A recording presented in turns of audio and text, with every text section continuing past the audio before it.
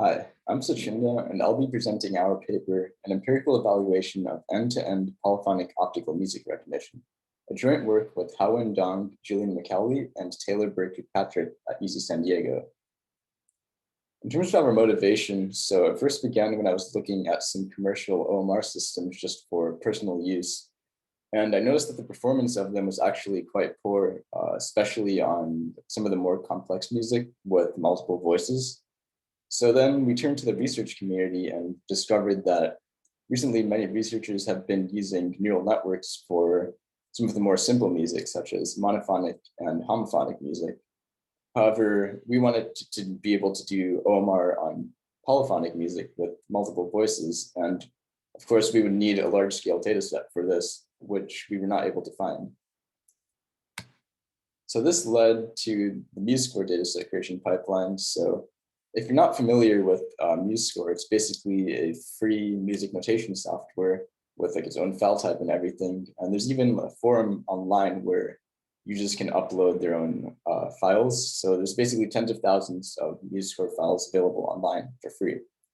And with our pipeline, we're able to send in a MuseScore file and get out a bunch of generated images and labels where each image corresponds to a single line of music. So in terms, of course, there's many different architectures for OMR, and we decided to go with an end-to-end architecture, primarily due to it just being a single step. So there's no issue of compounding errors. So at a high level, this architecture essentially can be viewed as having an encoder and a decoder, where the encoder's job is to come up with an appropriate representation of each vertical image slice from an image. So if you imagine slicing this image vertically, you get a bunch of little slices, and the encoder's job is just to try to create a good encoding of each of those. Then the decoder's job is to take each of those encodings and basically output what symbol is occurring at each image slice. And this architecture is trained using CTC in our case. However, there are alternatives. So what we focused on for polyphonic OMR was modifying the decoder. So our first approach was the flag decoder, where essentially we thought, what if at a single image slice, we could basically output every possible note or symbol at a single times image slice.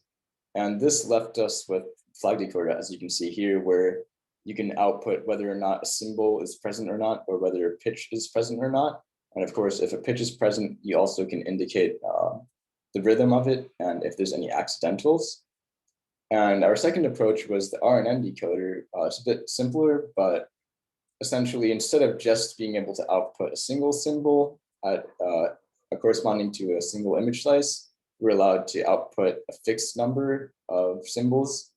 We chose to use 10 because we didn't find it reasonable that there'd be chords larger than 10 notes. And in terms of our results, as you can see here, the RNN decoder and flag decoder both outperformed the baseline. And yeah, so the two data sets we used were an 18,000 sample test set from the data set we created, and then also a harder subset where hardness is defined by density, so number of notes per measure. And yeah, thank you. Please check out our poster if you'd like to learn more.